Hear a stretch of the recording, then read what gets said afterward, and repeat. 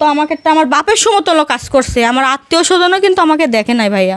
এই ডিপোজ হওয়ার পরে ধরেন আমার যখন আমি বাড়ি থেকে চলে এলাম 500 টাকা চাইছিলাম আমার বাড়ি থেকে, আমাকে কেউ দেয় নাই। পরে আমি যেভাবে হোক কষ্ট করে আমি ঢাকায় আসি, আসার পরে আমার হাজব্যান্ডের সাথে কথা বলার বহুত চেষ্টা করছি, কথা বলতে পারি নাই। না পারার পরে আমি 1 মাস রাস্তায় ঘুমাইছি, আমার এই বাচ্চাটা নিয়ে রাস্তায় ছিলাম।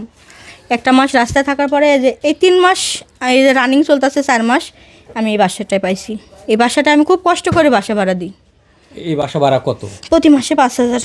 5,000 টাকা বাসা ভাড়া। এই যে কফি বিক্রি করে কি আপনার চলে না? আমি ঠিকভাবে তো প্রতি মাসের ঘর ভাড়া প্রতি মাসে ক্লিয়ার করতে পারি না। এই মাসেটা ওই মাসে দিই, ওই মাসেটা ওই মাসে দিয়ে এরকম ঘুরাইয়া দিই। এই যে একদিন সারাদিন কফি বিক্রি করলে কত টাকা ইনকাম? 700 হয়, কোনো দিন 800 হয়। পরে কফির ব্যবসাটা কইরা দিয়ে চললো না। পরে এক ভাই আবার পান সিগারেটের দোকান দিয়ে দিচ্ছে, ওটা দিয়ে মোটামুটি ভালোই হয়। এখন কি পান সিগারেট বিক্রি করেন? ওই যে আমার ডালা। সেই ডালাটা কোথায় একটু দেখাবেন? আমরা একটু দেখাচ্ছি আসলে সে কি কি করে। এই যে আমার সেই ডালা। এই ডালা নিয়ে এক জায়গায় বসে থাকেন না? হ্যাঁ, না আমি বসে থাকি। বসে থাকেন। এটা দেওয়া কয় টাকা লাভ হয় প্রতিদিন? এটা ভালোই হয়, মোটামুটি চলে। মানে কফির চাইতে এটা ভালো? এটা ভালো। এটা ধরেন দেখেন এখানে এখনো সিকাটি ধরেন এখনো 2,000 টাকার 2,000 2,500 টাকার এখনো সিকাটি আছে আমার এখানে। আচ্ছা, এই যে আপনি এত কিছু দিয়েছে, বাজার ও করে দিয়েছে? জি, আমাকে রোজার বাজার করার জন্য আমাকে 3,000 টাকা দিয়ে গেছে রোজার আগের দিন। সেটা দিয়ে আমি কম বেশ ওই যে আমার ঘরে চাউল মাউল ছিল না, চাউল কিনছি, একটা বাচ্চার লেগে একটা মাছ আনছি, টুকিটাকি যেগুলো লাগে সেগুলো আমি করছি।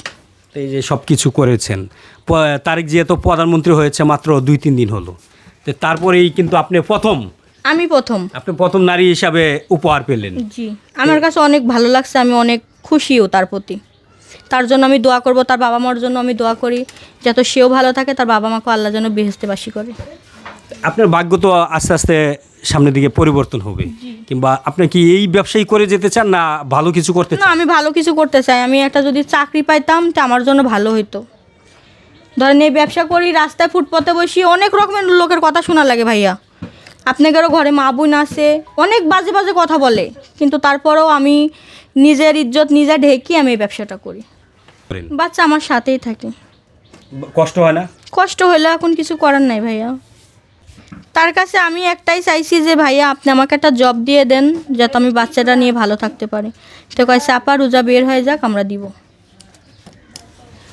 দর্শক, আপনারা দেখলেন যে এই পান সিগারেটের দোকান করে এখন তার সংসার চালায়। আগে বিক্রি করতো কফি, সেই কফি বিক্রি করতে গিয়েই আসলে তারেক জিয়ার নজরে এসেছে এবং তাকে কিছু উপহার দিয়েছে। হয়তোবা সামনের দিকে তার আরও ভালো কিছু হবে, হয়তোবা সামনে যে ফ্যামিলি কার্ডের ঘোষণা দিয়েছেন আমাদের প্রধানমন্ত্রী তারেক জিয়া, হয়তো তাকে একটি ফ্যামিলি কার্ডও দিবে এবং তাকে ভালো কিছু করে দেওয়ারই চিন্তাভাবনা আছে দেখেই এইগুলা দিয়েছে।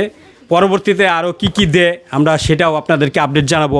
হয়তো সে সোশ্যাল মিডিয়াতে ভাইরাল হওয়ার কারণেই আজকে এগুলা পেয়েছে এবং সামনের দিকেও পাবে। বলবো একটা কথাই, সে যেন প্রতিটা বাংলাদেশের মানুষের পাশে এভাবে দাঁড়ায়, প্রতিটা বাংলাদেশের মানুষের সহযোগিতা করে। উনি ভালো মনের মানুষ, সেটা আমি জানি, তাকে আমি ধন্যবাদ দেব। তাকে আমার জন্য তার মন থেকে আমার শ্রদ্ধাও আছে, তার জন্য আমি অনেক ভালো। সে আমাকে এমন জায়গায় দাঁড় করাইছে আমি কখনো ভাবি না, আমার আত্মীয় স্বজন আমাকে এভাবে দাঁড় করাই নাই। এই যে আপনি হয়েছি, তার প্রতি আমি অনেক খুশি। এই জিনিসটা পাওয়ার পর তো ধরেন আমি অনেকেই করছি, যে জিনিসটা পাওয়ার পর আমি অনেক খুশি হয়েছি, কান্নাও করছি। মানে কান্নাই খুশিতে আমি এই জিনিসগুলো পাইছি।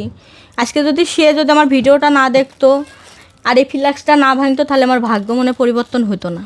যেখানে মূলত আমার এই ফ্ল্যাক্সটা ভাঙাতে আমার ভাগ্যটা পরিবর্তন হয়েছে। যেখানে ফ্লোরে ঘুমাতেন, যেখানে আমি ফ্লোরে ঘুমাইতাম, এই যে শীত গেছে ভাইয়া, শুধু একটা কম্বল গায়ে দিয়ে আমরা 2 মাস এখানে ঘুমাইছি, শুধু একটা কম্বল গায়ে দিয়ে, শুধু একটা কম্বল গায়ে দিয়ে। এত শীত গেছে 14 ডিগ্রিতে চলে আসছিল 13 ডিগ্রিতে, তাও আমি শুধু একটা কম্বল গায়ে দিয়ে আমরা 2 মাস ঘুমাইছি।